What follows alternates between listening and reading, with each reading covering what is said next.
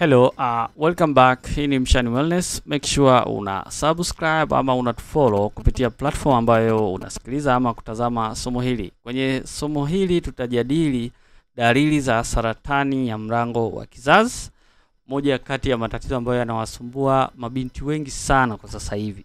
Na sababu kubwa ya changamoto hii ni maambukizi ya HPV, Human Papilloma Virus. Hawa papilloma virus unawapataje? Ni kupitia ngono zembe, hasa kama utaanza ngono ukiwa na umri mdogo. Unapokutana na mwanaume ambaye anawa HPV, wanaweza wakakaa mwilini kwa mwanamke kwa miaka takriban 10 hadi 15, baadaye ndio wakasababisha hii changamoto ya saratani ya mlango wa kizazi. Kwa hivyo kama umesikia ama una hii changamoto ya saratani ya mlango wa kizazi, ujue kabisa yawezekana kabisa haya matatizo uliyapata miaka 15 iliyopita, lakini sasa ndio yamejionyesha. Kwa maana kwamba hawa virusi uliwapata miaka hiyo iliyopita, lakini sasa wamekuwa wakubwa, wamekuwa wengi, wamekucolonize, wameonyesha changamoto.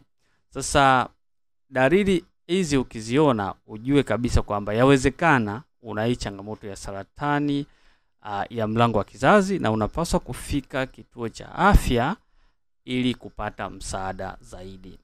Dalili ya kwanza ni kutokwa na damu kipindi ambacho sio cha hedhi. Inaweza ikawa ni katikati ya mwezi ama wakati wa tendo la ndoa, ama ukapata hedhi wakati tayari umeshafikia ile menopause. Menopause ni ukomo wa hedhi. Hii ni kwa wanawake wa kuanzia miaka 50 na kuendelea. Kama uko katika huo umri unapata hedhi, basi inawezekana ni ishara kwamba kuna jambo haliko sawa. Lakini pia kama ni binti unatokwa na damu katikati ya mzunguko ama wakati wa tendo la ndoa, ni ishara kwamba kuna kitu kiko sawa, na moja kati ya vitu ambavyo unatakiwa kuvicheki ni saratani ya mlango wa kizazi. Dalili nyingine ni kutokwa na majimaji na uchafu ukeni, ambao unakuta unakuwa na harufu mbaya, unaweza ukaja na rangi tofauti, kijivu ama kahawia. Kwa hivyo kama unapata hii uchafu wa aina hii wa mara kwa mara, hata kama ukitumia dawa hizi antibiotic haikusaidii, ni vizuri kwenda kucheki saratani ya mlango wa kizazi. Lakini pia kuna maumivu wakati wa kufanya tendo la ndoa, ambapo sometimes inaweza kuambatana na damu ama yasiambatane na damu. Lakini kama unapata maumivu mara kwa mara, inawezekana pia ni ishara ukawa na tatizo la saratani ya mlango wa kizazi, ama kama sio tatizo la saratani ya mlango wa kizazi, unaweza kuwa na tatizo linaloitwa endometriosis. Maana yake tishu ama seli za sehemu moja ya mfumo wa uzazi inaota sehemu nyingine ambayo haistahili. Kwa hiyo ni vizuri kufika hospitalini kufanya check up. Dalili nyingine ni maumivu makali ya chini ya tumbo na kiuno. Yaani wewe unakuwa ni mtu wa kulalamika kila siku za Mungu, wewe ni kulalamika. Hakuna siku umekaa na watu ukasema sasa na mimi hapa leo fresh. Yaani wewe kila siku unalalamika.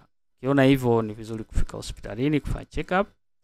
Lakini pia mabadiliko ya mzunguko wa hedhi. Unaweza kukuta unapata hedhi fupi sana ndani ya siku labda 20, unaingia period, kwa maana ya kwamba unaingia period mara 2 katika mwezi. Ama unaweza ukakata miezi 3-4 bila kupata period. Ni kitu ambacho labda hakikuwapo mwanzoni. Jumlisha hizi dalili nyingine unakuwa unazipata ambazo tumezitaja na tutakazoendelea kuzitaja, ni vizuri kufika hospitalini kufanya check up ya saratani ya mlango wa kizazi. Ni muhimu sana kufanya check up ya saratani ya mlango wa kizazi, kwa sababu sasa hivi mabinti wengi sana wana hii changamoto na wanakuja kuitambua wakati tayari mambo yamekwisha haribika. Dalili nyingine ni kupungua uzito bila sababu. Yaani uzito ghafla, kupungua uzito kwa ghafla. Hii ni dalili kuu ya saratani, bila kujali ni saratani ya aina gani. Saratani zote zina hii dalili ya kupungua uzito kwa kiwango kikubwa. Kwa hivyo kama unapata hizo dalili nyinginezo, then cheki na uzito wako unapungua bila mpangilio, unakula vizuri, hauna changamoto yote, basi ni vizuri kufika hospitalini kufanya check up. Dalili nyingine ni kuvimba miguu na maumivu ya miguu. Kuvimba miguu, maumivu ya miguu pamoja na nyonga. Kuna yale maumivu unakuta yanatambaa kutoka miguuni kwenye nyonga, kwenye tumbo ya mara kwa mara. Hata ukitumia dawa ya ayaski dawa upati nafuu yote, ni vizuri kufika hospitalini kufanya check up. Lakini pia kukojoa mara kwa mara.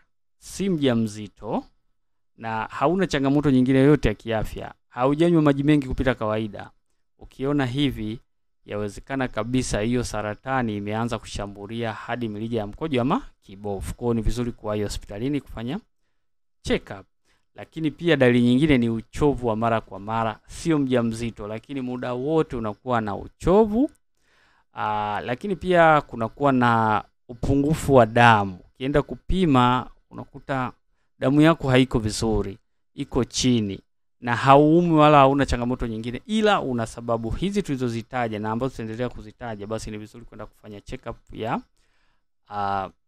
saratani ya mlango wa kizazi. Jambo lingine ni kupoteza hamu ya kufanya mapenzi, yani kupoteza hamu ya tendo la ndoa. Sababu hii inaweza ikaja tu ghafla, na hii inaweza ikatokea kwa sababu nyingi sana. Inawezekana homoni zikawa zimeathiriwa pia, ama yale maumivu ambayo unayapata wakati wa tendo la ndoa yanaweza kukusababishia ukajenga ile hofu isiyoelezeka, na ukawa haufurahi wala hupati kabisa ile hamu, kwa sababu tayari una ile psychological torture inayotokana na yale unayoyapitia wakati wa sex. Kitu cha msingi ni kwamba usipuuze hizi dalili. Unapopata hizi dalili usipuuze. Vipimo vipo, kuna kipimo cha pap smear, lakini pia kuna kipimo cha kugundua hawa HPV test, kwa sababu asilimia zaidi ya 99 saratani ya mlango wa kizazi inasababishwa na hawa virusi wa human papilloma virus, na wanaweza wakaonekana kwenye kipimo ukiwahi.